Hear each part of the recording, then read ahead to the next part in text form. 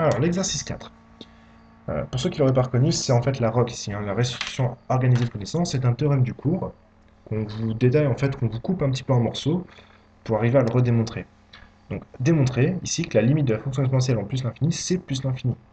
Donc, pour tous ceux qui, du coup, dans la question petit b ici, me disent simplement que, d'après le cours, la limite d'exponentielle x quand x envers plus l'infini, c'est plus l'infini, bah, c'est zéro. Vous ne répondez pas du tout à la question. On vous demande de le redémontrer, on vous demande d'en déduire. Du coup, la limite de la fonction exponentielle en plus l'infini. Si vous dites d'après le cours, vous ne vous servez pas du tout de la question petit a. Ici, vraiment, on vous met la question petit a pour vous permettre de répondre à la question petit b, sans que vous ayez à mémoriser complètement la démonstration. Mais vraiment, ce qu'on veut, c'est une démonstration de cours, donc pas juste reciter le cours. Ici, pour démontrer la limite de la fonction exponentielle, on s'intéresse à la fonction h de x. On vous dit d'étudier les variations de la fonction h, donc évidemment, on dérive. On vous dit aussi dans l'énoncé que ce qu'on sait de la fonction exponentielle, c'est que sa dérivée, c'est elle-même. Donc ça, je le sais. Je peux l'utiliser parce qu'on me le donne juste avant. La dérivée de x, c'est 1. Et du coup, ça, je vais étudier le signe pour en déterminer les variations de la fonction h. Alors, c'est pas très compliqué. Exponentielle x moins 1, strictement plus grand que 0. Vous savez que la fonction exponentielle est croissante. Donc ça veut dire que exponentielle x est plus grand que 1. Et puisque la fonction exponentielle est strictement croissante de moins l'infini à plus l'infini, vous avez juste à déterminer la valeur pour laquelle vous allez être égal à 1. Et cette valeur pour laquelle exponentielle x est égal à 1, c'est 0. Donc ici, x est strictement positif. Donc, ça veut dire quoi? Ça veut dire que, hop, de moins l'infini à plus l'infini, la fonction dérivée change de signe seulement pour la valeur 0. Et pour cette valeur, elle vaudra en fait 0. Hein. Si vous remplacez x par 0 dans l'expression, vous avez exponentielle 0 moins 1, ce qui fait bien 0. Elle sera négative en dessous, positive à droite.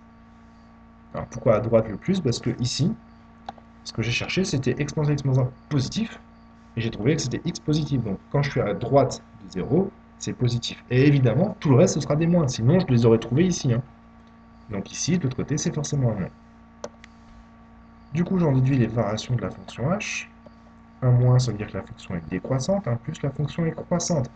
Et j'ai besoin évidemment de cette valeur-là. On ne vous demande pas de trouver forcément les limites. J'ai pas besoin de la limite ici, de ce côté à droite ou à gauche. C'est pas ce que je veux. Moi, je veux juste trouver ça. Pourquoi?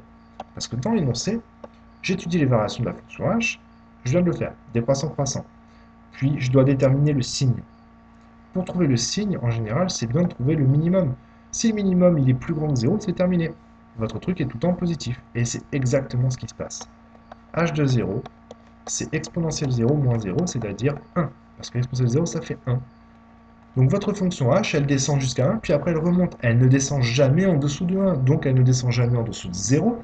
Donc h est toujours plus grand que 0, et donc h est positif. Donc, pour tout réel x, h de x est strictement positif. En fait, elle est supérieure ou égale à 1, et donc elle est strictement plus grande que 0, parce que 1 est strictement plus grand que 0. Petit b, en déduire le comportement de la fonction exponentielle. Eh bien, il suffit de récupérer ce que c'est que h.